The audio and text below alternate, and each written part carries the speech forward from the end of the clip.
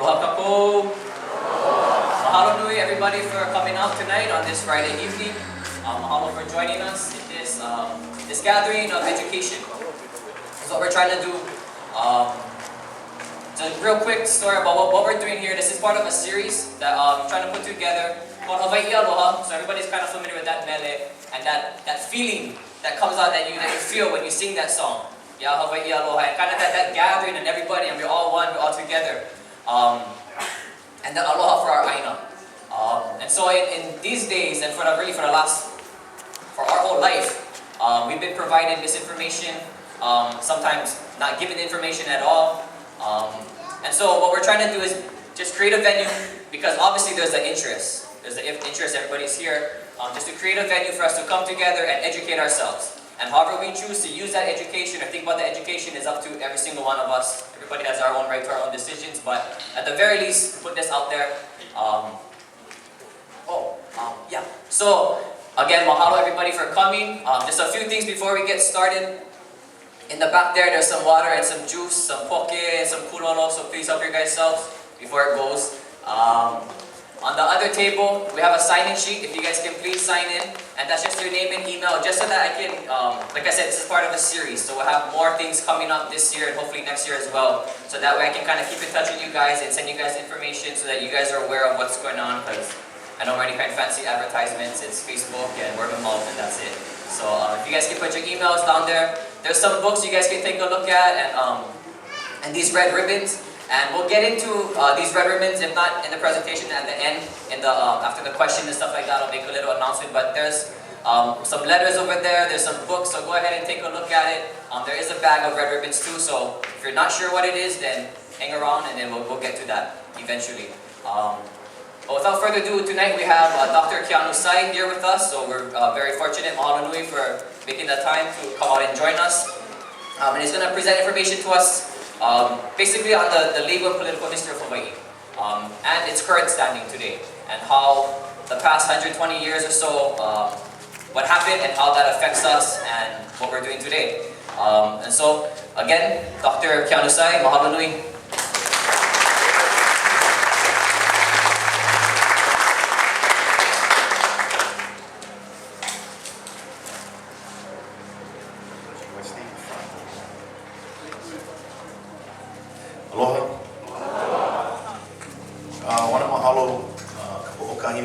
For putting this together.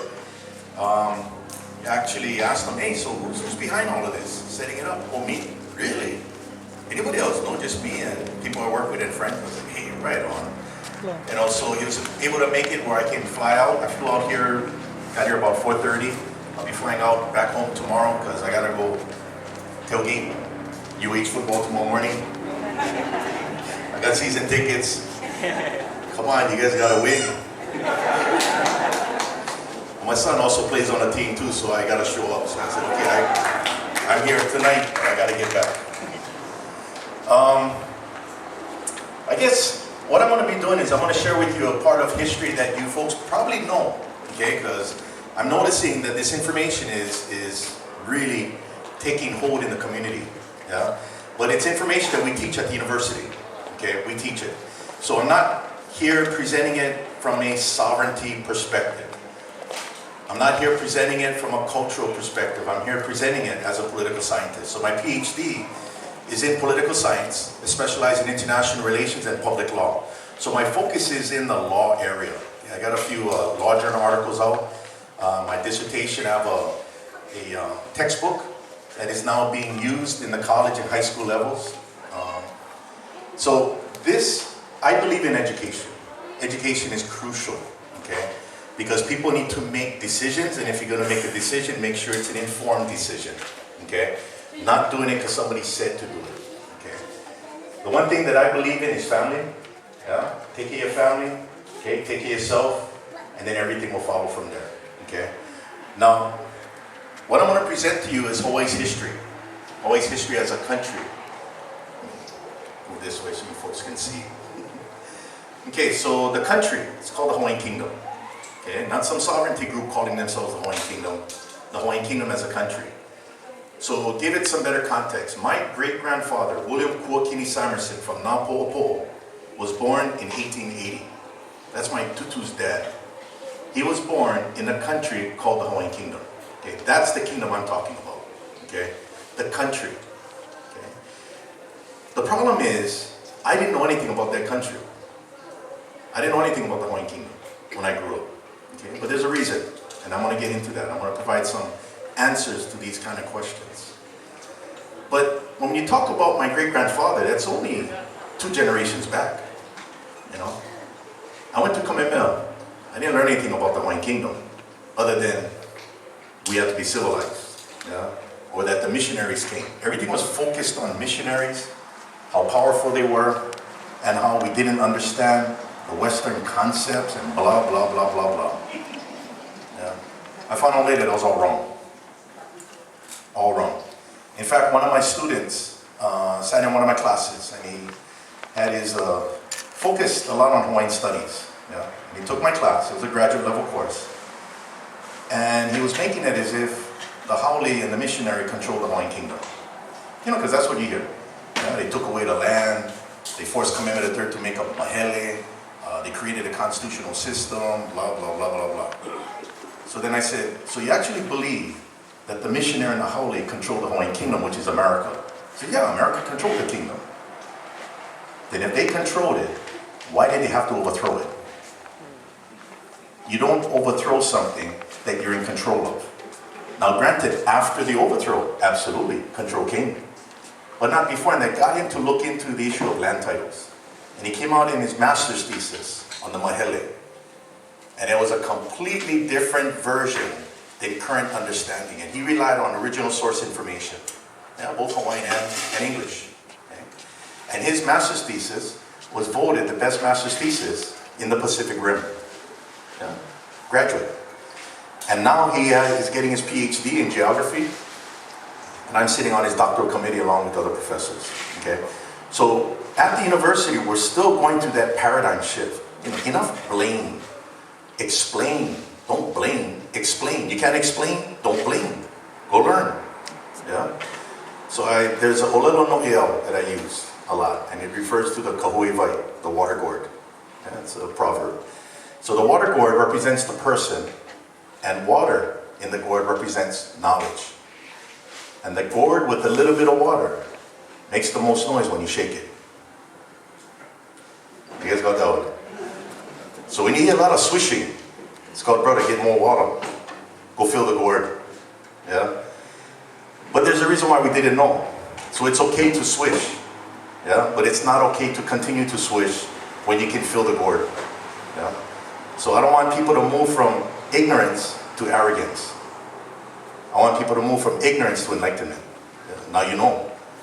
And Confucius, you know, this Chinese guy, Confucius, the philosopher, he said, it is best to be thought of as a fool than to open your mouth and remove all doubt. So fill the gourd with water. Yeah? What I like about this has nothing to do with culture, although I'm very proud to be Hawaiian. This has nothing to do with language, although I do know that I need to learn the language even more than pass my 300 level at UH back in the 80s. Yeah. This is law, this is history, this is political science, and it applies to everybody. And you know what I find when I'm at the university and I'm teaching classes? The ones who get it the quickest are the ones not from here. The ones who have the hardest time are the Hawaiians from here. They take it the hardest because they got all that baggage. Yeah, I used to have that baggage, you know, but you just gotta hemo, let it go. And then once you start to understand, you start to see where you're going. My background is military. Okay, I'm a retired captain. The practical value of history is that it's a film of the past run through the projector of today onto the screen of tomorrow. That film never changes, but your projector gotta get updated. Yeah? Once you update your projector, you now see something you didn't see before. See, that film, we call it in the military, it's called intel. Yeah? That projection of what you get from the intel is called a battle plan. And you always are open for more intel. You never think you know everything, because if you make a decision, because you like be somebody, then people die. You're always open for information. And one thing that we learn in the Army, it's called after action review, yeah? Critique. And I gotta admit, when I first got in, I didn't like being critiqued. You know, every Hawaiian, I think, no Hawaiian likes to be critiqued. You like beef already, what? What you mean you questioning what I say? Well, at least in the military, it's good to accept the questioning because that's how you learn from it and you develop the battle plan. So you learn from mistakes and you capitalize from successes. Can you understand how history is very important? Yeah. And you're going to see that everything that I talk to you about today, I'm only talking history. I'm talking about things that happened. I don't ever talk about what's going to happen. Yeah? I'm not into predicting the future, but I can tell you what happened. And from what happened, you know what's going to happen. It's inevitable. Okay? That's why the value of history, again, it's a film of the past, run through the projector of today onto the screen of tomorrow. Focus on the film, don't focus on what you want to see. Because what you want to see is already prejudiced. We call that confirmation, it's called presentism. See, in university, when you do your research, you come up with your hypothesis, yeah? Which is your educated guess, yeah? Your assessment. And that hypothesis comes from the word hypothetical. So it's an educated guess. What you're supposed to do is, before you do the research, you gotta test your hypothesis against a recognized theory. What you don't want to do is to prove your hypothesis. Because when you prove your hypothesis, you're only confirming what you think you know, which is the hypothetical. Yeah? And that's when it becomes a problem. And that's when it starts to get taken out with information. So that's why what's going on at the university, there's a collision course that has started and it's still going on between what people thought versus what is. And we're talking professor level. Yeah? It's almost like we've been playing football using baseball rules. And we're always wondering, why are you getting taken out? Brother, that's a pulling guard. Get out of the way. But we don't know because we think we're playing baseball. And then when in doubt, blame the holding. Yeah? It's his fault. Again, these are just concepts that I want to bring out. Yeah? So that when I get into this, you'll understand it. And what I request from you folks, don't try to hear it through your own paradigm. Okay? Make it as if you never heard this before. Make it like first time. And then we ask the questions. Okay? But naturally, when you're going to hear this, what always comes up is, now what? What now? Now you told me this is all upside down. Okay? Well, let me explain to you everything upside down first before I say what happened on the now what in the past. Yeah? Which could be a day ago, a month ago, a year ago. But again, I'm not talking future, I'm talking past. Okay, so I'm going to show you a short video. And this video won it was in a film festival, and it was 5-minute film, and it focused on what was going on at the University of Hawaii. So everybody you're going to see here is their research at the university, whether PhDs, PhD candidates, professors, and so forth. You're going to even hear some people speaking with an accent, like German accent. Yeah? Okay. That's all at the university level. Okay? So with that, why don't we start that 5-minute clip. I try to have some really interesting guests. And today we have a really, really interesting guest. This is Dr. Keanu Sai, who's sitting on my right. We're going to be talking about a suit that was filed by Keanu. And this suit is against Barack Hussein Obama, Hillary Diane Rodham Clinton, Robert Michael Gates, Robert Willard, and Linda Lingle. Imagine, whole life you thought you were a doctor, only to realize you're actually kidnapped. For our purposes, Hawaii was kidnapped, treated like it was a doctor. Hawaii is not, and never has been, part of the United States.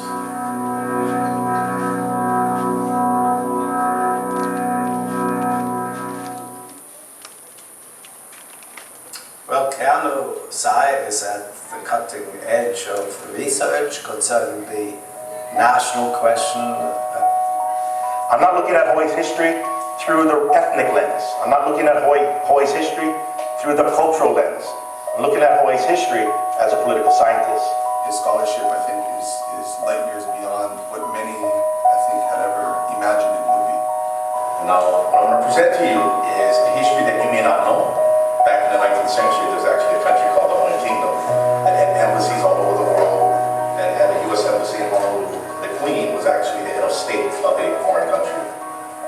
1940, you have our first constitution.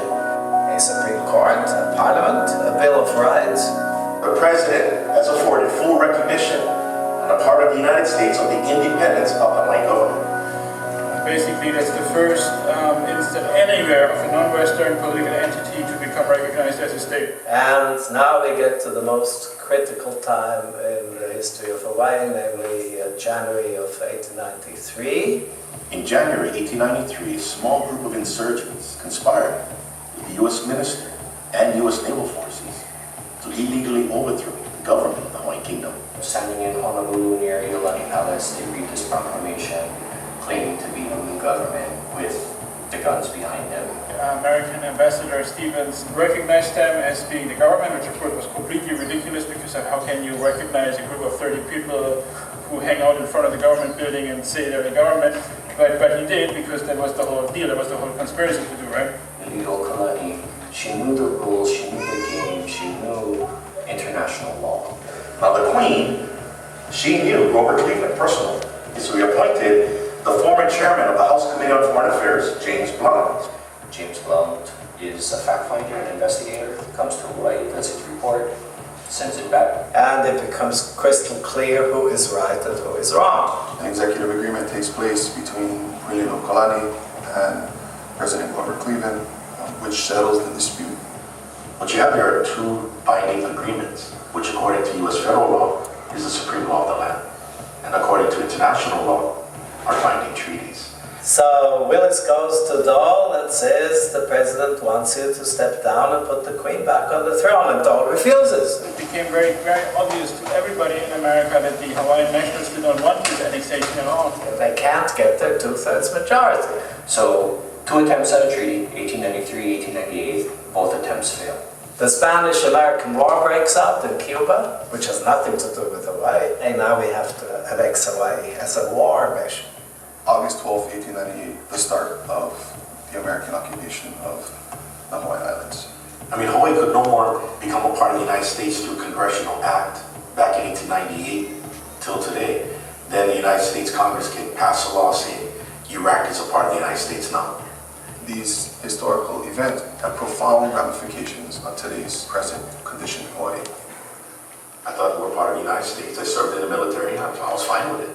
But once you start to entertain the idea that maybe you're not an American, maybe I am in the wrong army, it starts to play on you. My grandmother, in Hawaii would say tutu, my tutu got ill with cancer. She just said to me, promise me, Keanu, that you would know your genealogy. She says, when you know your genealogy, you will know who you are and what you need to do. I don't present an argument. All I'm doing is presenting history. And I believe that because we've been indoctrinated into believing something that's not true, we should interrogate that history. 100 years of lies is now diminishing. And what is surfacing is the truth. And that truth is scaring people.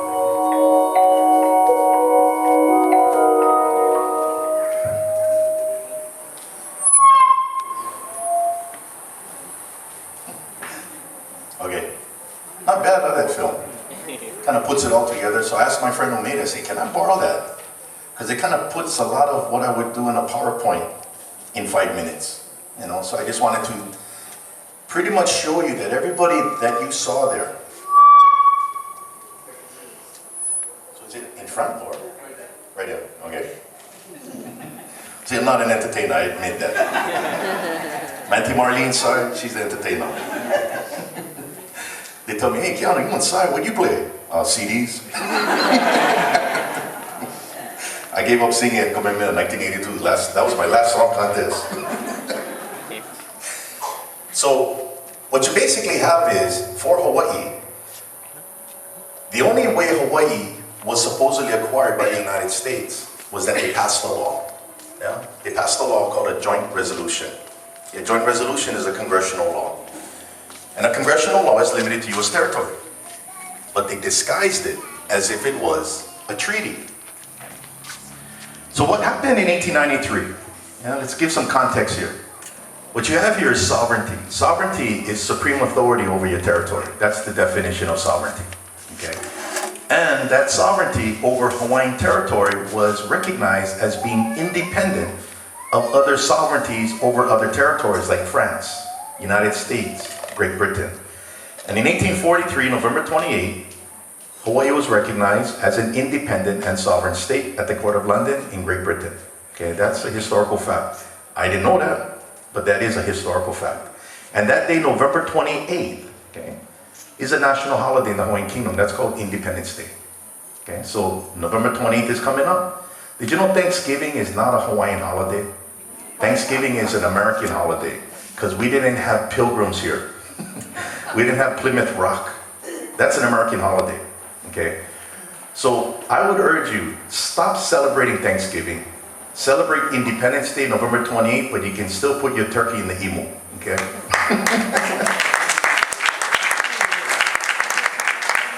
Now that sovereignty, that authority over territory, is exercised by a government. Now in international law, you have to separate government from sovereignty. They're not the same. The government exercises the authority, which is the sovereignty. It is not the sovereign. It exercises that authority, which is why a government can be overthrown and the sovereignty still exists. Another example of that, contemporary, would be Iraq. 2003, the Iraqi government was annihilated militarily. Everybody saw it on TV, CNN, shock and awe. But by overthrowing the Iraqi government, Saddam Hussein's government, that did not equate to the overthrow of Iraq as a sovereign country. It was still sovereign. You call that situation occupation, okay? Military occupation. And that's basically what happened to Hawaii. Okay? We came under military occupation during the Spanish-American War. After 1893, the president agreed in his investigation that Hawaii was illegally overthrown, the government, and he had to reinstate it. That's when he entered into these agreements, but he never carried them out. Because America, the administration, wanted Pearl Harbor. That's what they wanted. It was all military. Okay? It's not about sugar. It's not about the howlies. Military. Now, in order to transfer sovereignty, Professor Oppenheim, he's the leading expert in international law. He says cession is to cede, to transfer. Cession of state territory. Whenever I refer to a state, that means an independent state called a country. Okay? So when you hear me say state, that means country. Doesn't mean the state of California, okay, or the state of Mexico, New Mexico. They exist within a federated system. The United States is the state. It's called the independent state, United States of America. So it says here, cession or the transfer of state territory cession of state territory is the transfer of sovereignty over state territory by the owner state to another state. And the only form in which a cession can be effected is an agreement embodied in a treaty between the ceding and the acquiring state. So you need a treaty.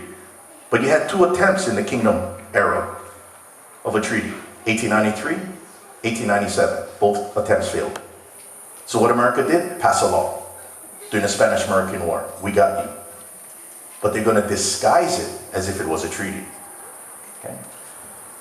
So here's an example. You got two sovereignties, independent of each other, represented by their governments. One will cede territory to the other. Could be voluntary. An example of that with the United States. An example of that with the United States would be Louisiana Purchase, 1803, between France and the United States. They ceded territory west of the Mississippi. Yeah. Another example of voluntary cession. You had Spain transferring Florida. Another example of Pacific Northwest, 1846. You got Oregon, Washington, parts of Idaho ceded over. Those are voluntary cessions. Another one would be Alaska from Russia, 1867. Those are voluntary cessions. But you also could have an involuntary cession, Treaty of Conquest.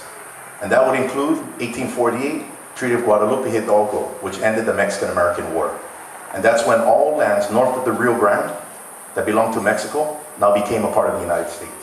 Okay, so that's an example of a cession by conquest. Now this is what the congressional records were saying regarding the joint resolution, because they knew the joint resolution couldn't annex anything. When I went to the House for debate, Representative Thomas Ball, and he's from Texas, he says the annexation of Hawaii by joint resolution is unconstitutional, unnecessary, and unwise. That territory could only be constitutionally acquired by treaty. Now, international law, by definition, inter means between. Yeah? Intra is within. So, international law is a law between nations. So, law between nations are agreements between nations, which embody treaties. Yeah? Agreements. A joint resolution is not a treaty. A joint resolution is an American piece of legislation. Then it goes on to the Senate. Senator Bacon says the annexation of foreign territory was necessarily and essentially the subject matter of a treaty, and that it could not be accomplished legally and constitutionally by a statute or a joint resolution. See, these guys knew America can't pass a law annexing a foreign country, but they said, we're just going to do it. They're going to annex Hawaii as a war measure. Yeah? And what they're going to do is take over Hawaii in order to launch attacks into Spanish possessions of Philippines and Guam. So you had naval vessels coming into Honolulu Harbor, recoaling, on their way to fight the Spanish. Right there was a direct violation of Hawaii's neutrality. That's another violation of international law, okay, neutrality. Now, what does the U.S. Supreme Court say about U.S. laws? Well, in 1824, the U.S. Supreme Court said the laws of no nation can justly extend beyond its own territories.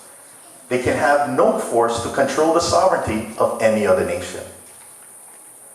And in 1936, the U.S. Supreme Court said neither the Constitution nor the laws passed in pursuant of it, congressional laws, have any force in foreign territory. And operations of the nation in such territory must be governed by treaties, international understandings and compacts, and the principles of international law. Okay. So clearly everybody knew what was going on. How come we didn't? Yeah? How come we think Hawaii is a part of the United States?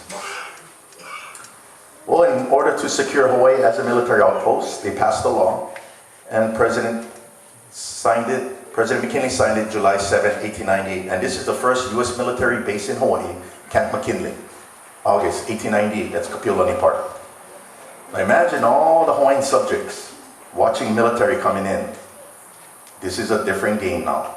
They not only had to deal with insurgents, who were propped up by the U.S. military, okay, and the ambassador. They also now got to deal directly with the U.S. military, who is now coming in full force. Okay? It's called intimidation. So it's called stand down. Yeah? It's called survival mode. Yeah? Well, what were they thinking back then? Because it kind of seems like what we're saying is so revolutionary. Like, wow, no more treaty. Wow, joint resolution has no effect beyond the borders of the United States. Well, in Maui News, okay, which still exists today, on October 20th, 1900, G.B. Robertson, he's an insurgent. And he's part of what came to be known as the Big Five. Okay, he's in Wailuku. He started this newspaper called Maui News. And it focused on this guy, Thomas Clark, right here. So it says here, this is what the editor is writing. Thomas Clark, a candidate for territorial senator from Maui, holds that it was an unconstitutional proceeding on the part of the United States to annex the islands without a treaty. And that as a matter of fact, the islands are not annexed and cannot be. And that if the Democrats come into power, they will show the thing up in its true light and demonstrate that the islands are de facto independent at the present time. Obviously, Thomas knew there was no treaty. Yeah? Did you know Thomas's understanding was reflected in all the newspapers in that era, whether Hawaiian or English? But how come I didn't know that? Right? This is only 1900. How come I didn't know that? Then he goes on to say, Thomas, this is the editor. Now he's going to act like he's from the U.S. State Department. Brothers from Wailuku, Maui. Thomas, necessity knows no law, and it was absolutely necessary to annex the islands at the time it was done. And further, Thomas, if it becomes necessary to annex Cuba, it would be done quicker than a wink. It is but fair to give you credit for being honest in your views, Thomas, but you don't quite understand the American people just yet, hence you're very misleading. What does it have to do with no treaty? It's called Fox News. Just keep saying it over and over and over and create the bubble. And all of a sudden, pop. Yeah? Well, two things resonate from this article, or this editorial. One, Thomas knows there was no treaty. How come he knows there was no treaty? Actually, Thomas signed the petition against the treaty from Wailuku. Yeah. Now, Thomas, he also doesn't understand the American people, thus implying he's not American. Who's Thomas? Actually, Thomas was British, naturalized as a Hawaiian subject. Yeah. Interesting, huh? So much you get out of history when you start digging. But they all knew. They all knew Hawaii wasn't a part of the United States. It's independent. Because the joint resolution can't annex nothing. And what's interesting is 90 years later, the U.S. Department of Justice in Washington, D.C. concluded in a legal opinion. It said, despite these constitutional objections, they're citing Thomas Ball and all that, Congress approved the joint resolution and President McKinley signed the measure in 1898. Nevertheless, whether this action demonstrates the constitutional power of Congress to acquire territory, certainly questionable. It is therefore unclear which constitutional power Congress exercised when it acquired Hawaii by joint resolution. 1988, here's the Department of Justice in Washington, D.C. going, huh? Scratching their head, what? Oh my God. How did Hawaii become a part of the United States? See, we're the only so-called territory of the United States that has no connection to the United States. Alaska Treaty, California Treaty, New Mexico Treaty, Florida Treaty. Where's Hawaii? Joint resolution. And then they go, I don't know how they did that. Because Congress cannot annex foreign territory, period. It's not even debatable. It's not an argument. But again, just as they didn't know until 1988, a lot of us back in 1988 still didn't know, unless you read that legal opinion in Washington, D.C. Actually came across that opinion when I was doing my doctoral research. So give some context here. This is the United States, and this represents its territorial boundaries. This is the Hawaiian Kingdom, and this represents its territorial boundaries. So let me distinguish between national law and international law. National law, also known as municipal law. 1898, Congress passes a law. Resolution of annexation. The problem is that law has no force beyond the borders of the United States.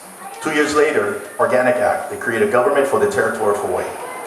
Now this is something very interesting. How then did 30 people who declared themselves to be a new government take over an entire country's government that had over 90 embassies and consulates all over the world, that had fully adopted the separation of powers doctrine since 1864 in the Constitution?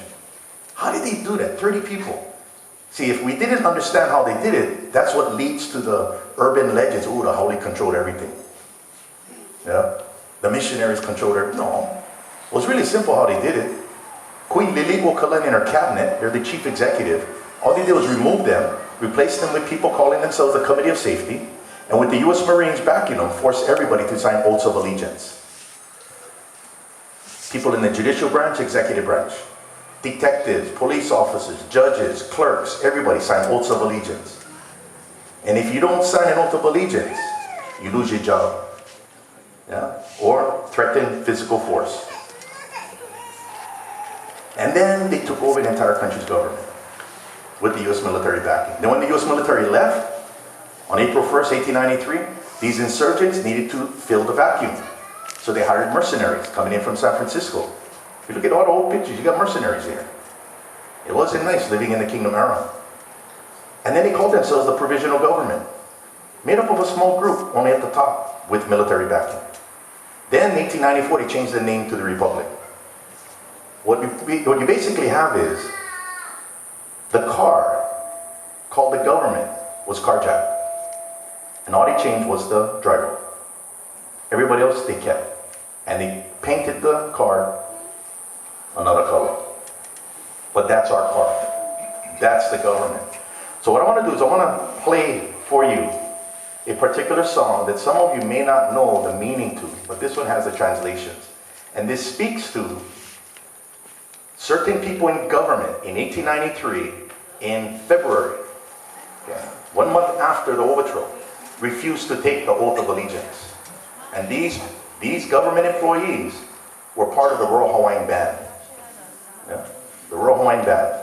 They refused to sign the oath of allegiance. Okay? And what ended up happening? They lost their job. So they went to Mrs. Prendergast to ask her to compose a song of defiance. And that song that she composed is Mele Aloha ʻāina. Aloha ʻāina is patriot. Yeah? The patriot song, which we today know today as Kaulana Napua. And it started off as a hula ku'i. Very rough, yeah. Like a haka. That's a hula ku'i. And then in the 1950s, they changed the melody. Same lyrics, different melody. Let's play that for you.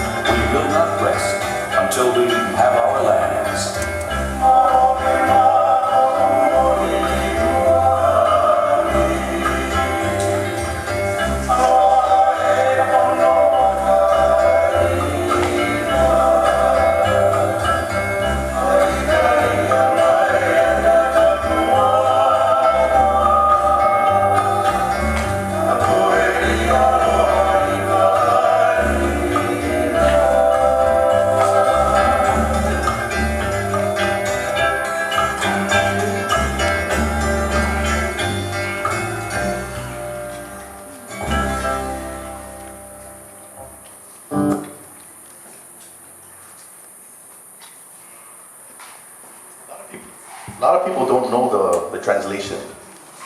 And I get a kick listening to that song in Safeway in Kanaʻiolowalu, playing over the mic or the speakers, and nobody really understands what they're saying. Don't sign the paper of the enemy with its sin of annexation and loss of civil rights.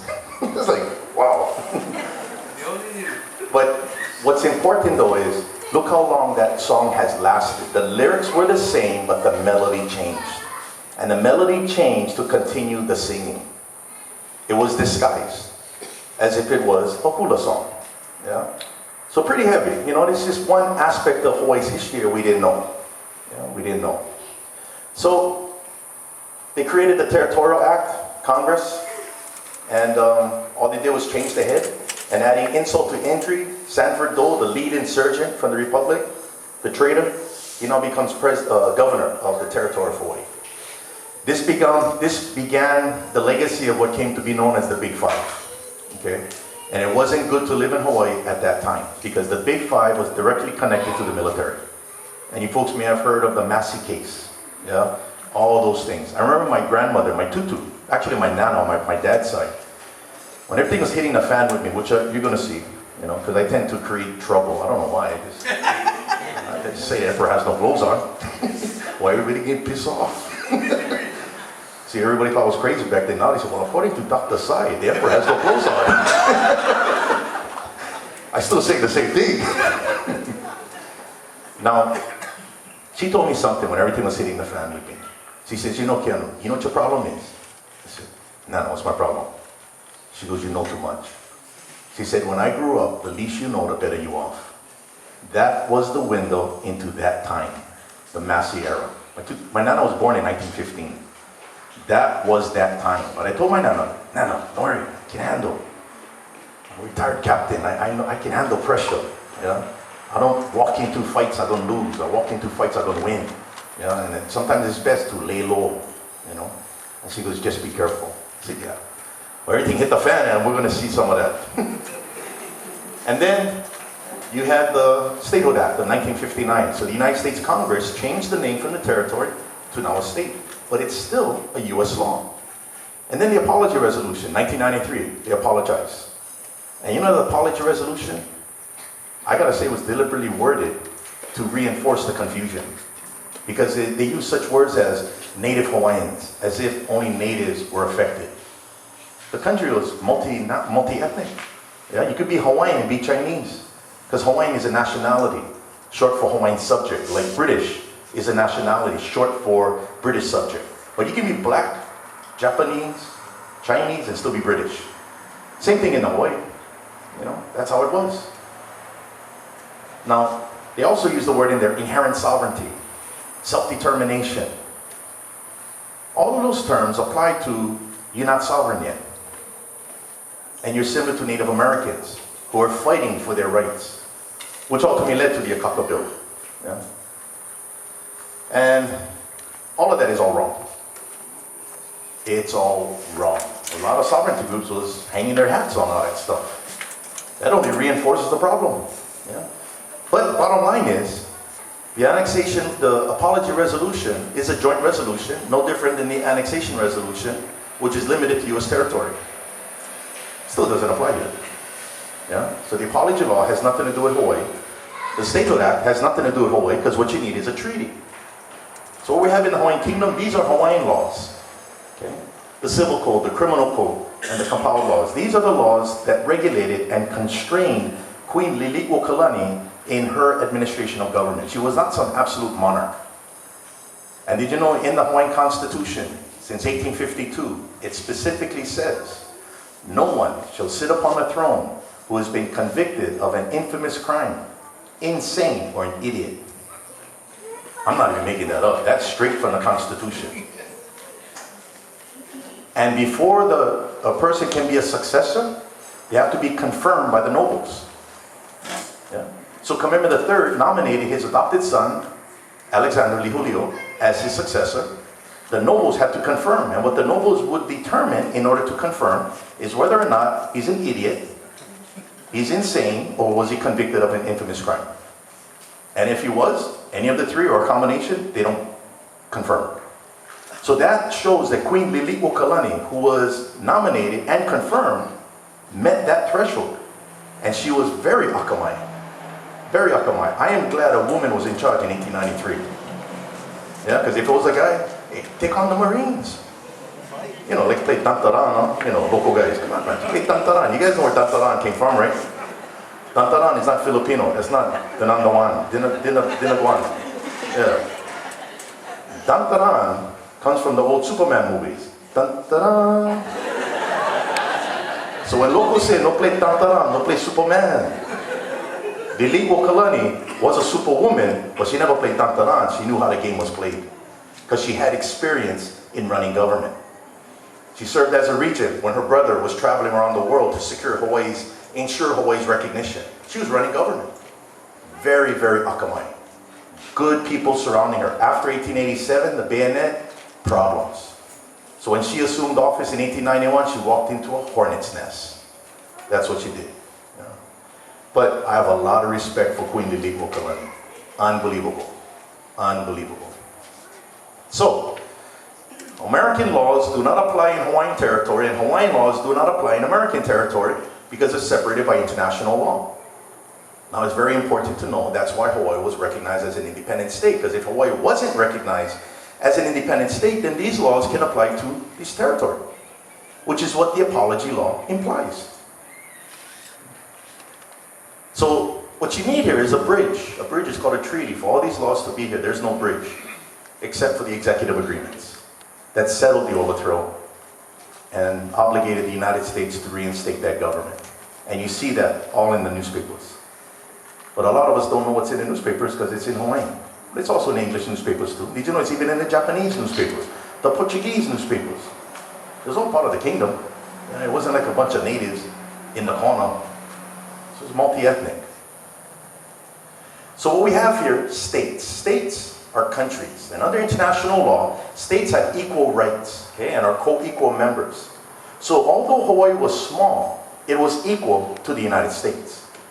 Okay. Give you an example of a state that is equal, okay, and it's smaller than Hawaii, Luxembourg. Yeah, Luxembourg. Luxembourg, just between France and Germany. And that was a neutral country. Did you know that they are comprised of 990 square miles? The Hawaiian Kingdom is 10,000 square miles. Luxembourg is the size of Oahu.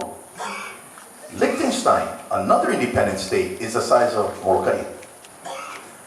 Now for us, which are different from them in Europe, see, they're landlocked, right? They're landlocked. We are sea-locked. That means that we not only have 10,000 square miles of land, you also can include 200 miles off the coast of each island called the exclusive economic zone. You can also include in that the 12-mile territorial seas off of each island. That is a very big country. Very big country. So when you keep it in context, you're going, wow, pretty cool. And you know, for Hawaii to have over 90 embassies and consulates all over the world, that's impressive, you know. Very impressive, because the only reason why you have embassies is you are tied directly to that government, okay? That's why it's always in their capitals. But consulates are not in capitals per se. Consulates are all over the country where that particular country has economic trade, yeah, or nationals themselves living there. The fact that we had over 90 of them there, wow, that kind of tells you Hawaii is involved in trade and commerce. So now go back to 1893, they changed the driver. Guess what they took over? One souped up car. But they made us all think it wasn't souped up. They made it seem like we was uncivilized. You know, that's the propaganda. Yeah. Now, states are represented by governments in the exercise of their rights and duties, which is what we covered. And states are politically independent of each other and exercise complete sovereignty over its territory and personal supremacy over its citizens abroad. They still have authority over their nationals when they travel.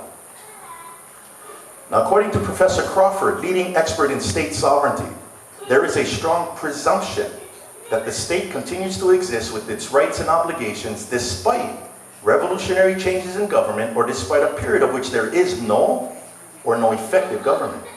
So again, even Professor Crawford admits a state can continue to exist even though its government is gone. And occupation does not affect the continuity of the state, even when there exists no government claiming to represent the occupied state. These are important principles to understand in this game called football. These are just rules of football. We didn't know these rules because we thought we was playing baseball. These are the rules of football that even the United States knows. So when you start talking, you got to talk the same language, otherwise you sound kind of confusing. It's like somebody talking baseball, football together one time. Now a presumption is a conclusion based upon facts. An assumption is a conclusion without facts. You guys got that? That's why I remember I was in the Army National Guard one time and one colonel told me, hey Lieutenant, you never assume. Because when you assume, you make an ass out of you and me. Assume. Yeah? He said no. So he taught me, okay, sir, I'll get back to you with that information. Don't just make it up. Yeah? No. So a presumption is very important regarding a country. So when you are presumed innocent, yeah, in a criminal trial, that means that you are innocent until proven guilty, meaning you don't prove your innocence. The other party has to prove beyond a reasonable doubt, overwhelming evidence, you're guilty. That's how it's supposed to work, because the presumption of innocence is a conclusion based upon the facts that the person has rights. That's where it's come from. So if a state has rights, then a state is presumed to still exist, right? And the state did exist, so therefore it can be presumed to still exist today until evidence shows to the contrary. A joint resolution is not evidence of extinguishing the Hawaiian Kingdom. Make sense? So, presumption of continuity. Hawaii, a recognized independent state in the 19th century, so presumably Hawaii today remains a sovereign but occupied state. Since international law provides for the presumption of continuity of the state, that's what it does, provides for the presumption of continuity. Unless the United States extinguished Hawaii's sovereignty under international law, which only recognizes treaties and not US laws enacted by the Congress. So the question then is, nothing about Congress. Did Hawaii get annexed by a treaty? Whether by conquest or voluntary? Show me the treaty. See, that's the new hashtag, show me the treaty. Yeah? No treaty. There is no treaty. So Hawaii today remains a sovereign but occupied state. Now that just threw everything we thought out the window. That means everything we believed was a lie. It was. And I had to get over that. I was called collateral damage. I'm a captain getting ready to become promotable to major. With this information, that's called major disaster. I loved in the military. I like firing artillery rounds. You know, you train, you like fight, you like go to war. I had no problem with that. The problem I had is I might die for a country, not mine. Now I got a problem. Because now I'm thinking about my uncles in Vietnam. Yeah? Korea, World War II, World War I. Oh, now it's getting serious. This is not about sovereignty. This is about, oh, this is me now. This is me. I'm like, oh, gotta make some decisions. That's when I retired, decided to retire. Resigned after 10 years. Yeah. Still got friends in it, you know. A friend of mine, Alan Ho, Vietnam vet, yeah, wounded in Vietnam. His son Nainoho got killed in Iraq. Yeah. I know Alan very well. Alan went to the Netherlands to witness a world court case, which I'll be getting into later. He came back home and he was telling his friends, who are other attorneys, about what he saw, what he witnessed, and he was blowing his mind. The kingdom exists, it's a country. And they asked him, this is him telling me the story, they asked him, how do you reconcile what you say now with the fact that you was injured in Vietnam and got the Purple Heart? And you know what Alan told him? I was a mercenary, and I was a damn good one. That was his way to reframe it. And that's powerful. That was his way of reframing it. Yeah. And that's Alan Home. Yeah. So from this premise, Hawaii being occupied, okay, and its continuity is there, the Hawaiian Islands have been under an illegal occupation. Therefore, consequently, the State of Hawaii government, being an entity created by the US Congress, is an illegal regime without lawful authority. Oh. If this, then that. I'm not going to pick and choose, I'm just going to call it. That means that every State of Hawaiʻi official is illegal, including me teaching at Windward Community College, because I collect money, I get paid by the state, who has been collecting taxes, but it's not taxes because that's not a government, that's called pillaging. That's called theft. Oh, now we're getting into some problems because all of a sudden, now my butt is getting heated. And once you make this history relevant to your pocketbook and yourself is when it becomes real. Because now you got to take ownership of the information. And now when you take ownership of the information, how do we fix this problem? Because I am not a traitor. I am not an insurgent. I was ignorant. Yeah? I never know. I never know. Okay, now I know. Well, now I gotta watch what I say. Okay, but I get my PhD, so I have people try to refute me. They cannot, so now they know too. Now I'm gonna teach class, now everybody knows. I'm gonna sit on doctoral committees. Now I'm gonna make sure they know. Let everybody know. Yeah? This is the reality check, but it's for real. This is not a game, there's some major consequences because Hawaii is not just what happens here stays here. Hawaii is still a part of the global economy. So if everything here is illegal, then what about those foreign nationals paying taxes in Hawaii? That's a direct violation of their treaties. Did you know they can now go after the United States government to get that money back? That has nothing to do with us. What about all the military installations in Hawaii that was established here? 20% of the islands, 230,000 acres controlled by the military, 118 military sites. I was in it. We just got used to it. Now we got desensitized. Yeah? Let's say I'm Russia. The biggest thorn in my side is Pacific Command. Because they're now messing, and China. The biggest thorn in my side is Pacific Command. Because of the South China Seas. They're pushing their weight on me. All of a sudden, hey, wait a minute. Where you at? Where's your headquarters? Oh, Oahu. Oahu? Show me as part of the United States. Oh, no more treaty. That's occupation. And you occupy a neutral territory. Now, I can use that against you. See, this is all out of our hands. Once you start to get educated, people start to move on their own interests. And I'm not one to promote chaos. I'm just here to explain our situation. Remember, don't shoot the mailman for delivering the mail. Just go read the letters. You don't like it, go fill the gourd with water. Trust me, I used to be there. I was a little angry. Now I'm okay. You know, and it's okay to be angry. You're just frustrated, because I used to be frustrated too. Get more water. Because right now, we're not the insurgency. Yeah? And all of us are all victims of circumstance. So don't try to act like you're an insurgent, because they're not going to hold you accountable. Because even though they died, I'm going to hold you accountable. So whatever you say can and will be used against you. Be careful what you say now. Yeah? Now it's a matter of where do you get the information? How do you get the answers?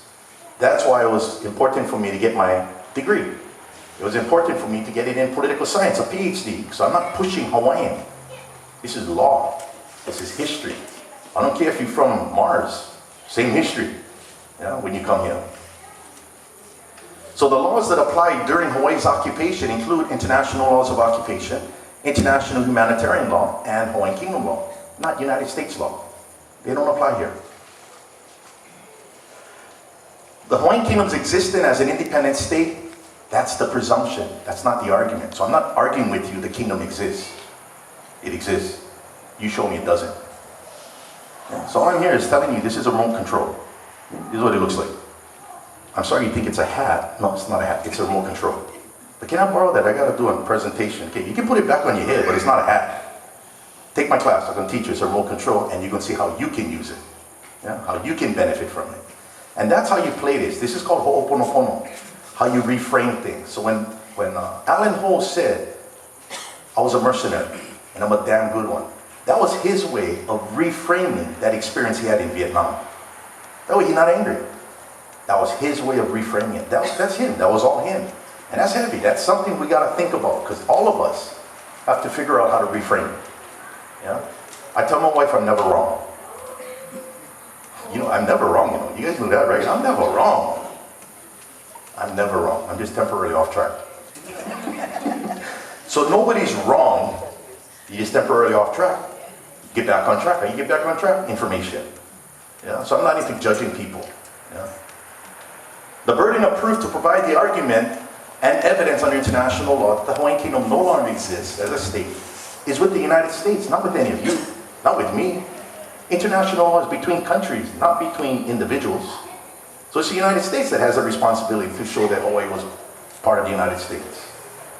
Kind of difficult though, especially in their own records. That's why you notice Dr. Kamanao Pono from OHA, the letter to Secretary of State Kerry. Just show that Hawaii is a part of the United States so we're not committing more crimes. What did you think he would come out real quick? He said, frivolous. Hawaii's a part of the United States, it's a treaty. You don't hear nothing. All you hear is Hawaiians screaming at each other called trustees with Kamanao and the people yelling at the trustees who's pissed off because Kamanao asked the question. You see how crazy this looks? What did Kamanao do that was wrong? Ask the question. He just asked the question. He didn't even pick a side. He just said, can you please show me evidence that Hawaii is a part of the United States? And then you got the Department of Interior hearings coming down. Oh my God, that was pretty cool. I didn't go to any of them, I was watching them on TV, because you know what I saw though? I didn't see it from the people's perspective. I saw it from the reaction of the panel. Because what they were receiving was emotional rage of true anger. Because now we know. And what I also saw from the people, education. I saw Kūpuna talking, a joint resolution cannot annex nothing. Hawaiʻi. Right on. Where's the treaty? Whoa. That was good. But it only begs the point. More education. More education. Yeah, fill the gourd, fill the gourd. There was some swishing going on in the hearings, a lot of swishing, but there's plenty of water to fill the gourd. And what I like also, you had people other than Native Hawaiians talking. That was it. And that is a sign of education. So therefore, in the absence of any such evidence under international law, the Hawaiian Kingdom continues to exist as an independent and sovereign state. But it doesn't have a government, because that was overthrown illegally in 1893. Why didn't we know all of this? Why didn't we know? Well, remember that government that was seized, which is our government, Hawaiian Kingdom government, changed their name to the Provisional, to the Republic, to the Territorial. Same guys. They started indoctrinating school children. This is the program for patriotic exercises.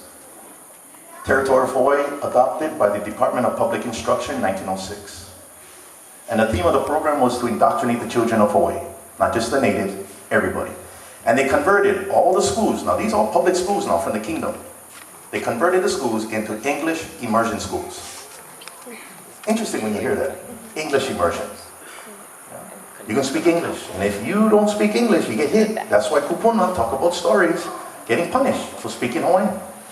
All of a sudden, making sense. All this time we thought it was racism. No, it's some racism, but actually it was indoctrination. It was part of a policy. Here's one of the pamphlets going on. Speak English, the language of America.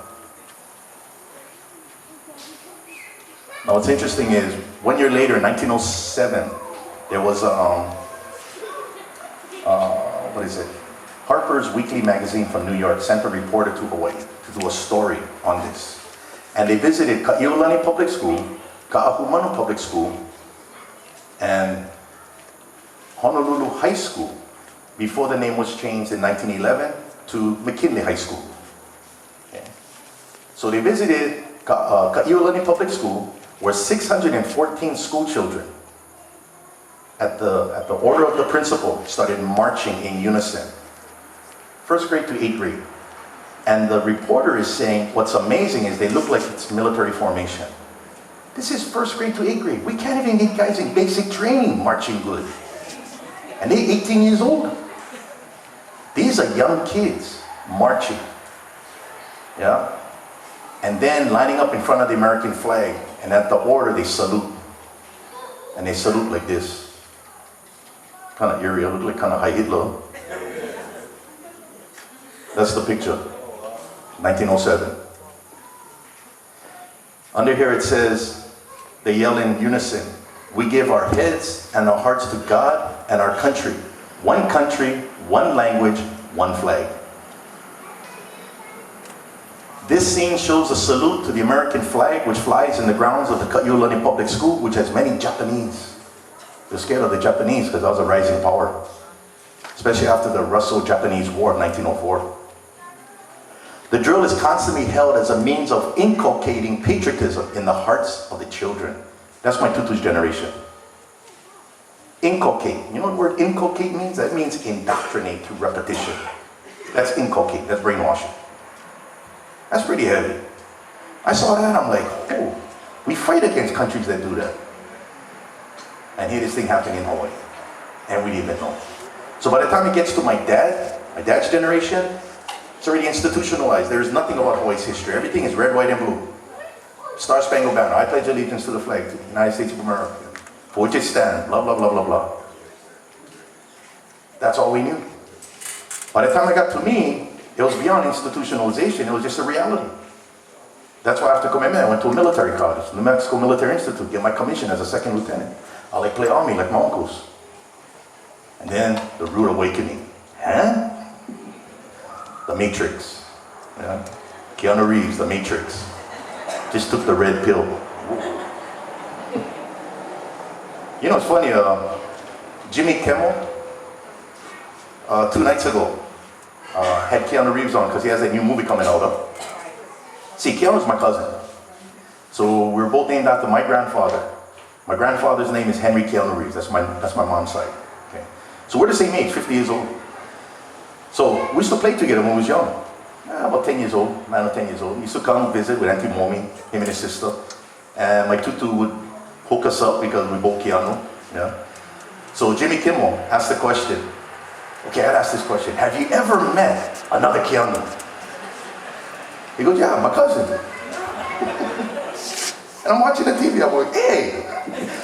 He goes, yeah, I'm Hawaiian. We get plenty cousins. That's what he says. Then he says, the last time I met Keanu was 9 years old. Yeah? And I went, wow, Keanu, hey, how are you, Keanu? And I did the same, hey, Keanu, how are you, Keanu? It was funny that he was on TV, so that was pretty cool, he never forgot. But this is my grandparents' generation. That's important to know. That's why my tutu said, the least you know, the better you off, because you get hit. That's where that was coming from. Now, this is something very similar to what took place in Europe during World War II. What happened in 1906, we call this Americanization. That's Americanization. What happened in World War II? It's called Germanization. And this is the indictment for the Nuremberg trials against Nazi war criminals. Count 3, war crimes. Germanization of occupied territories. Watch when I read this. Sounds pretty similar to Hawaii. In certain occupied territories purportedly annexed to Germany, the defendants methodically and pursuant to plan endeavored to assimilate those territories politically, culturally, socially, and economically into the German Reich. The defendants endeavored to obliterate the former national character of these territories. In pursuance of these plans and endeavors, the defendants forcibly deported inhabitants who were predominantly non-German and introduced thousands of German colonists. This plan included economic domination, physical conquest, installation of puppet governments, purported lawful annexation, and enforced conscription or drafting into the German armed forces. This was carried out in most of the occupied countries, including Norway, France, Luxembourg, Soviet Union, Denmark, Belgium, and Holland. Luxembourg and Belgium were neutral states, just like Hawaii. What the Germans could not accomplish in 6 years, from 1939 to 1945, look what happened to Hawaii from 1906, and where we are now. If nobody helped the people in Luxembourg, back then, today they would all think they're Germans. And they speak in German. That's the reality. Sorry. Thought I turned it off. So, pretty heavy, huh? Bringing this information forward. So, if we're occupied, what are the rules of occupation? Well, the first rule is to maintain the status quo of the occupied country. You can't touch its territory, change its laws, or affect its citizens. Well, that's pretty much what happened. Yeah. Second rule is for the occupying country to administer the laws of the occupied country through a military government, similar to martial law that took place in Hawaii from 1941 to 1944. That's Article 43 of the Hague Convention. And that's done by a military government which takes over an already existing government in the occupied state. Military doesn't bring in all the military, they just change the head, called a military governor. Same thing happened in Iraq, it's called the Coalition Provisional Authority. They took over the Iraqi government, but they just changed the head. They administered Iraqi law. They didn't do any of that in Hawaii. And the third rule is that occupations are regulated by international law and the laws of occupation, the laws of the occupying country. So, granted, we now are starting to realize the laws were not followed. That's why we're at where we're at. And I'm into fixing problems, I'm not into exacerbating problems, you know. But before you can fix the problem, you need to understand the problem. Yeah? Even if you're an alcoholic, you can't fix yourself until you admit you're an alcoholic. That's how it works, because then you're in denial. You know? Once you admit, I'm an alcoholic, okay, now I can move forward. Yeah. Okay, we occupy. Let's move forward. So, Hawaiian Kingdom law. Section 6 of the Hawaiian Civil Code, which still exists, even though you don't know it, but it still exists. It says the laws are obligatory upon all persons, whether subjects of this kingdom, or citizens or subjects of any foreign state, while within the limits of this kingdom. And the property of all such persons, of all such properties within the territorial jurisdiction of this kingdom, is also subject to the laws. Pretty straightforward. The question now is, what are those laws? And are they different from the laws we follow now? Actually, you find it very similar. Very similar. And Section 3 of the Hawaiian Criminal Code says, an alien, whether his native country be at war or at peace with this kingdom, owes allegiance to this kingdom during his residence. And during such residence, is capable of committing treason against the kingdom. So not only Hawaiian subjects can commit treason, which they did, also resident aliens. Even more so, everybody stand down. Don't say anything. They say, I want more education. I want to learn what's going on. Yeah. So what we have, what I shared with you here, was a lot of information. Kind of gets you rattled. Like, whoa, whoa, whoa. You know, I feel like you guys came through a wind tunnel. See, I went through the wind tunnel how many times? That's why I don't know him. He just gone. But you notice, I'm not angry. You guys notice I'm not angry. Because I got a full board. There's a way to fix the problem. Yeah? There's a way to fix the problem. But it begins with knowledge, information. What kind of questions do you folks have so far? Because I'm sure we're getting into that point. Now what? What do you do? Yeah? Any questions? Yeah.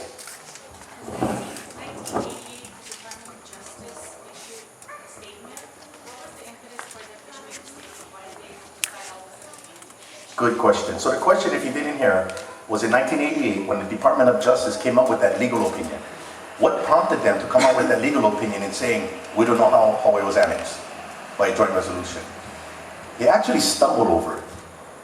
In 1988, the Office of Legal Counsel, which is the Department of Justice that drafts opinions, was asked to answer a question by the US State Department, because at that time, you had what is called territory, where sovereignty and authority applies to land, but it also applies to 3 miles off the coast, called territorial seas. Okay? And in those days, the length of 3 miles was created because that's how far the cannon could fire. That's the farthest range.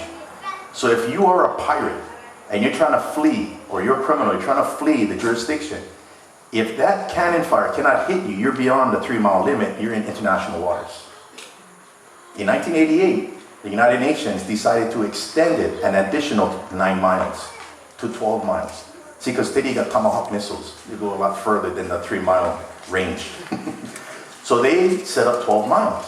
So the question posed to the Department of Justice by the State Department was, who or what entity, governmental entity within the United States has the authority to extend the territorial seas from 3 miles an additional 9 miles? And the question was, is it the president or is it Congress? Because they're the entities that create law, whether international law by treaties or domestic law. So So they clearly determined that the president has the authority because he's the sole representative in foreign relations. Definitely the president can extend the territorial seas by issuing a proclamation. And it'll be recognized under international law.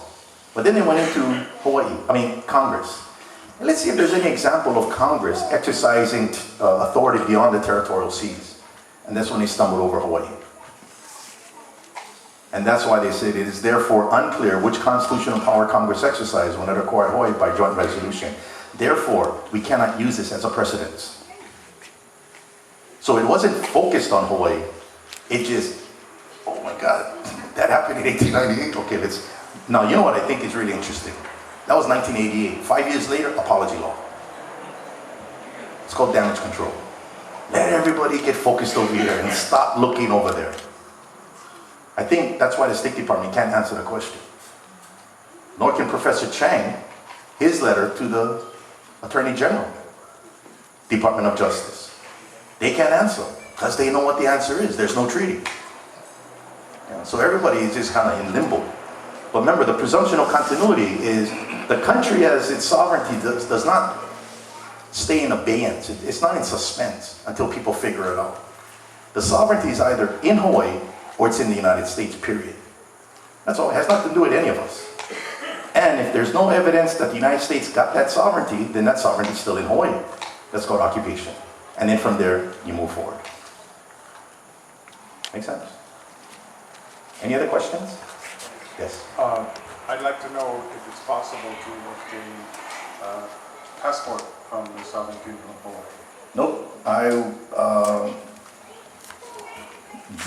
When you have this information, this is not the time to act like a government. This is not the time to act like a government. Because if Hawaii, or not if, because Hawaii is a legal system, and you proclaim to be a government without lawful authority, then you're no different than a provisional government who did the same thing. It has to be tied to some law. What I would recommend, slow down. Slow down with this information. This is not a matter of joining anything, it's just a matter of a reality check. The only group that I would urge you to support, your family. Take care of your family. This stuff is happening already. Things are moving at another level. It's going ballistic. You got people getting involved now who are a senior law professor at the University of Hawaii Law School. You got PhDs coming up. You're dealing with information that we never knew. And now we're starting to realize the information that we thought we knew is wrong. This is back off from that. So I would recommend don't pursue anything regarding that. But try to understand, how does it affect you? You know, how does it affect you? And that's what I want to show next. See, it's really an issue of individual mindset, not collective. You know, this is not a group mentality. You know, take my class, I grade you. You know, let me look at how you explain things. Let me look at what citations you use. See, that's what I want to see. I'm not into grandstanding because things are very serious now. The impact is profound. So when you say laws since 1893 are illegal, because State of Hawaii is illegal, Congress created it. Can't get away from that. The only way Congress can have authority in Hawaii is with the treaty. There's no treaty. That means it's illegal. Then the territorial government, created by Congress, their laws are all illegal. Republic of Hawaii, the provisional government, they're insurgent, they're illegal. What do you do about that? How do you fix that problem? You know? So we have to be careful not to pick and choose what we want. We have to understand everything in its totality. You know, and always open on different angles, because now it's affecting other countries. How are other countries going to be looking at this? So a comprehensive plan of action has to be determined to fix the problem. And not, hey, we'll go try this. That's like asking somebody, do brain surgery, and you're not asking the guy for qualifications. Oh, I know I'll do brain surgery. Really? What school you in? Have you been successful in brain surgeries in the past? Because I'm not about you to have you cut my head open because you like, try something. No, it's very serious. Very serious. Did you hang up? Go back up? Oh, okay. So, if anything, I recommend slow down. Okay? It's education, just slow down. What I want to do is I want to kind of jump into how this information, though, can directly impact who you are today. You guys okay with that? Yeah, make it relevant, huh? And not so historical. I remember taking history and coming in and fall asleep. So I gotta keep making sure you guys up. Okay, land. Take a look at land. Okay? All title in Hawaii today goes back to rural patents and land commission awards since 1845. That is when all lands were formalized, 1845. The Bureau of Conveyances was established. This constitutional system, the courts, everything was established pretty much in 1845. Yeah? So every title comes from a rural patent. And rural patents have been issued, which are government land, all the way up to Liliʻulani. So under Hawaiian law, the civil code that existed in 1893, section 1262 says, all deeds, leases for a term of more than 1 year, or other conveyances of real estate within this kingdom shall be recorded in the office of the Registrar of Conveyances. The Registrar's office still exists today. Remember, that's our car. So everything is there except the driver. That car is ours. So that Bureau of Conveyances that existed then exists today, which exists in the Department of Land and Natural Resources, which actually is the Department of Interior. Yeah. DAGS, Department of Accounting General Services, that's actually that's the Department of Finance. It's all from the Kingdom era. The public schools, all from the Kingdom era. Everything is from the Kingdom era. Police Department, Fire Department, all from the Kingdom era. Even Hawaii Army National Guard from the Kingdom era. So you can see how it's not new. It's just we're led to believe that it's not ours. So you might say Hawaii was kidnapped, but it was treated like it was adopted. And Uncle Sam was our uncle. And now we find out Uncle Sam is not our real uncle. And we always know you look a little different from all of us, but you know. Yeah, you look a little different than my popo. But you have to record deeds or leases, okay, within the Bureau of Conveyances in order for it to be valid. Yeah. And you have to get it notarized before you can record it. So it says here, no person who is not a subject of this kingdom shall be eligible to the office of notary. So if somebody in the kingdom era, let's say in 1891, wants to convey his piece of property to Joe Smith for $1,000, you have a bill of sale, right? But then you have to have the transfer of title. And before you can transfer that title, you got to have a deed and you got to go to a notary, and the notary's job is to make sure you're not drunk, right? You're not under duress, you're not a little crazy, because their job is to acknowledge that you are of sound mind and body. That's what the notary's function is. That's what a notary does. It protects you from yourself and it protects you from somebody else. Yeah. Back then in the kingdom era, women had what is called dower rights. So when the husband and wife wants to transfer property, the husband signs for it, and the notary will say, okay, I acknowledge you're okay with this, but now I need you to leave the room. I need to talk to your wife. Are you being coerced to sign this because you're going to lose your dower rights? And she says, my husband's threatening me. No notary. That's how it works. That's land titles. That's called common law. Okay? That's the function of a notary. Now, rural patents could not be granted by the provisional government in 1893 because they were self-declared. They were criminals. So you can't issue rural patents, right? Also, deeds of conveyances after January 17th cannot be considered lawful because the registrar and the notaries were all insurgents. It's like they all syndicate. And why are they insurgents? Because President Cleveland said they're insurgents, and he asked the Queen, once reinstated, will you grant amnesty to these criminals so they won't be executed for committing treason? And the Queen agreed after reinstated, but wasn't reinstated, so that means they're still criminals. So I'm not being personal. I really don't care about Sanford Dole. Yeah, but his family didn't commit treason. He did. So when my dad committed a crime, hey, don't blame me. It's my dad. So I'm not putting this on family. I'm saying individuals. They all were not officers of the Hawaiian Kingdom. Here's an example of fraud that's in the Bureau of Conveyances. Royal patent. Royal patents were issued by the Queen before January 17, 1893. Here's a royal patent that was issued and recorded in the Bureau of Conveyances. February of 1893. Liliʻulani, by the grace of God, Queen, crossed out, handwritten, Sanford Dole, President of the Provisional Government. That's fraud. It says, again, Liliʻulani crossed out, Sanford B. Doe. Set up by the Queen, by the President, James King, so-called Minister of the Interior. This is fraud. That's fraud.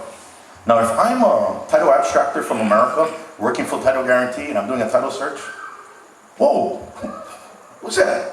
First question I want to ask, who's Sanford Doe? Because I don't know, I'm from California. Oh, don't worry about it. No, it's fine. No, that's fraud. Who is Sanford Doe? Okay, he's a criminal. There was an investigation by the President of the United States. Negotiations began with the Queen to see if she would grant amnesty. You know, you see how problematic it's going to get? So you know what title companies do? They don't go that far. Let's kind of stop about tree conveyances. Maybe let's go back to the 1950s. See, then it still looks good. Now, wouldn't you think they would come up with their own template? Why would they even do that? Arrogance. This is a sign of power. To show everybody the Queen is not the Queen. Look, I just crossed her name out. I'm the President. Because they believed there was going to be a part of the United States. And that never happened. Now, this is now evidence of treason. You see how you got to watch what you say and what you do? Yeah. So since August 1898, when America took over, Spanish-American War, the deeds of conveyances to real estate and mortgages cannot be considered lawful because they were executed by insurgents who were maintained in the Territorial of Hawaii. Sanford Doe stayed the same, all the notaries, still criminals. Hawaiian Kingdom law was not administered by the President through a military government. It wasn't. And consequently, all titles since 1893, defective. And that's not in getting political. I'm just saying, look at the notary. That notary is a criminal. That's real simple. In order to show and prove that person is not a criminal, show the treaty that Hawaii is a part of the United States. No more treaty. So you got here a chain of title. Started with Commemorate the 3rd, 1845. He owned all the lands, okay, together with the chiefs and people. It's in the Constitution. Royal patents going to be established since 1845. Okay. In this case, in 1854, a royal patent is issued to some guy named Joe Smith or Joe Kealoha. In order for Joe Kealoha to pass it to somebody else, a conveyance, let's say in 1874, he needs to get it in a deed form, and get it notarized, and then registered with the Bureau of Conveyances. Then this guy conveyed it in 1884, notary, registration. 1894, notary, registration. 1897, notary, registration. 1975, notary, registration. Somebody today owns that property. What we have is a break in the chain of title. Incompetent notary. No treaty. No treaty. Who's this notary right here? State of Hawaii notary. Might be my auntie. But still no good. So that took out that conveyance. Now what about these other conveyances? In 94 and 97. Well, there was the agreement of restoration that said these people are criminals. They weren't granted amnesty. Well, that took out those conveyances. So legally speaking, nothing changed since 1893. But what has happened is an exchange of funds, equity, equitable interest. So people did buy property. Bills of sale did take place, but legal title never transferred. That's what happened. Why did legal title not transfer? Because the United States did not administer Hawaiian law under the laws of occupation. So everyone today has a break in the chain of title. So that's one aspect of the problem. Now, see, I knew this a long time ago. Yeah? Back in the early 90s, I already knew this. Right now, some of you just learning it. I knew this a long time. And it's like the light came on. I cannot turn off the light. But it was like I was going upstream and everybody going downstream. Yeah? So what I got to do is after I retired from the military, I'm going to test it. Enough talk, let's test it. And I'm not going to argue with people. I'm not going to argue with my uncle who think he knows what he's talking about. Because we're only going to get into an argument. You know, and then we're going to feel bad. But my uncle don't know nothing. You know? So I got to find out, how do I get my uncle to know this without him losing face? See, that's when it gets very Hawaiian. You gotta play, you gotta malama this one. Uncle, you're not wrong. You're just temporarily off track. Because me too, I was off track too. You know, let's help each other. Let's low limo. You know? So if Hawaiian law exists, it exists, right? It exists, and I can't deny it. So I'm gonna use it. See, now I'm gonna come up with a battle plan because I already got the intel. I'm gonna come up with a battle plan, and I'm gonna focus on land titles because I know nobody can argue about land titles because it's documents in the bureau. It's not me trying to convey to you to believe who owns what. Title is title. It's like being pregnant. You're either pregnant or you're not pregnant. You either own it or you don't own it. It should be that simple. Yeah? And you only got what the guy had before you. And that guy before you only got what the guy before him has. That's called a chain of title. An abstract. So we're going to create a title company under Hawaiian law. 1880 co-partnership statute right here. This is the law. An act to provide for the registration of co-partnership firms. So from 1880, if you're going to do a general partnership, you got to report it in the Bureau of Conveyances. So it says here, whenever any two or more persons shall carry on business in this kingdom in co-partnership, it shall be incumbent for such persons to file in the office of the Minister of the Interior Department, Department of Land and Natural Resources, Bureau of Conveyances. That's why if you go to the Bureau of Conveyances, you will see from 1880 until the mid-1890s, you will see general partnerships recorded. So what I did, pulled up a couple of general partnerships, look at the templates, they're all the same. Hey, we'll make our own. We're going to file it.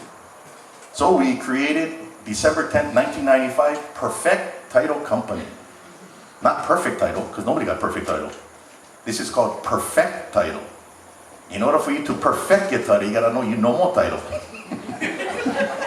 And you're gonna need us, you go pay us to tell you don't know nothing. So you can get something.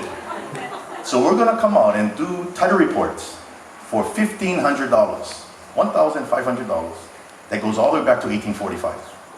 That same title search, done by Title Guarantee, $75,000.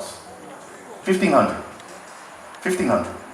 Drop in a bucket. A lot of work for us though, but drop in a bucket. So we created Perfect Title Company. Now the problem is we're looking at the state of Hawaii, and my cousin who's working across the counter really is illegal, but I gotta follow Hawaiian law. You see the contradictions I'm gonna be running into. How do I get that in? Because how do I get the notary to notarize this general partnership? Because the Bureau would not accept it without a notary. You gotta notarize it. So in that deed it says, the above mentioned parties have agreed to form a general partnership under the firm name of Perfect Title Company in the business of researching, manufacturing, and selling of land title reports. It also says that we have to go before a foreign notary in order to comply with Hawaiian law. We do this involuntarily and against our will. So we set in the record. And then the jurat, which is the form, was made by them, because we made the jurat according to the Hawaiian Kingdom. We had the notary cross everything out and write it in. Oh, good, see, because we never do that. You did it. I'm just trying to get into the bureau. You know, it's like I'm in Luxembourg, trying to follow Luxembourg law, and there's a German Nazi who's the Bureau of Conveyances running it. I got to go to a Nazi notary in order to get it in. How do I do that without looking like I'm a collaborator? Yeah. So that's what we had to do. Not saying my auntie across the counter was a Nazi. No, my auntie was just as ignorant as I was. So perfect title goes public. Everything hits the fan. Front page, Honolulu Advertiser, 1996. It says, title firm disdains land claims made since the end of monarchy. There's myself with Donald Lewis. Donald Lewis is a retired realtor from Locations Inc. Now it's called Prudentials. He was one of the founders of Location. And he realized after he retired, the whole thing was illegal. He's got to fix the problem. See, he felt a serious problem here where he had to fix it. He felt he had to fix it, and well, we're going to come up with a title company. So in that article it says, Perfect Title considers any certificate transferred after the 1893 overthrow of Queen Liliʻulani to be invalid because it passed through individuals or institutions treasonous to the crown. Makes perfect sense, right? Imagine 1996 reading that. That looks crazy. What? Treasonous to the crown? Hawaiian law? No, I'm serious. 1996, people will not remember. We're going north, everybody's going south. Crazy. Now, let me get into some of the terms that are going to come into play here, which we all knew before we started this game. A mortgage. See, people misconstrue a mortgage to be a loan. Yeah, when they say, well, I pay a mortgage. No, you don't pay a mortgage. You pay a loan secured by a mortgage. Because a mortgage is collateral. It's collateral assigned to a lender that secures the repayment of a promissory note. The promissory note is a loan. And if you own property, you know that. Check your HUD-1 statement. Yeah, you get promissory note, the loan, that you pay back, 25 years, 15 years, whatever. And then you have a mortgage that you give to the bank to hold on to, which you have to record in the bureau, right? In order to secure the repayment of that loan. Because the promissory note, like, I'm gonna give you $200,000. Hey brother, you promise you're gonna pay me back, right? Yeah, I'm out of here. Give me something of an equal greater value. Did you know you don't only have to mortgage land, you can actually mortgage anything of an asset. You can mortgage a diamond. You can mortgage your car. You can mortgage anything that is an asset but not cash. That's what a mortgage is. And you authorize the bank or the lender to foreclose on you, yeah, to sell your asset to make up on the loan that you defaulted. That's why the mortgage is authorization to foreclose if you default on the loan. Make sense? In the kingdom had mortgages all the time. Because no fool would give $200,000 on a promise you're going to pay me back. Then once you pay it back, then the bank releases the mortgage back to you. Now you can borrow again. You guys understand what mortgage is? It's collateral. Now in order to determine the validity of this mortgage, you need a title report. Because the bank needs to determine